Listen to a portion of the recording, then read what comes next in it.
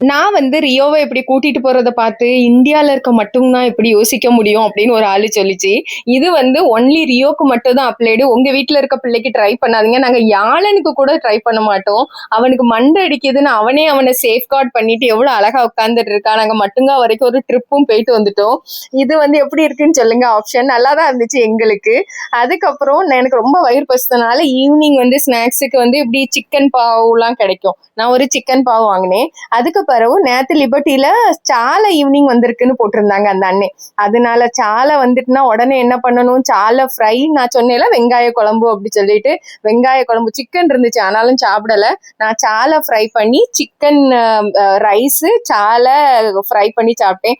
யாருக்கெல்லாம் சாலை மீன் ரொம்ப பிடிக்கும். எனக்கு வந்து மிச்சம் எல்லா மீனோட சாலை மீன் பொரிச்சா ரொம்ப பிடிக்கும். நான் ஊருக்கு போனாலும் எங்க அப்பா என் மக சாலை மீன் தான் சாப்பிடுவான்னு தேடி தேடி வாங்கி தருவாங்க. அந்த அளவுக்கு எனக்கு அது ஃபேவரட். உங்களோட ஃபேவரட் ஃபிஷ் என்னன்னு கமெண்ட்ல போடுங்க. தேங்க்யூ ஸோ மச் ஃபார் வாட்சிங் திஸ்.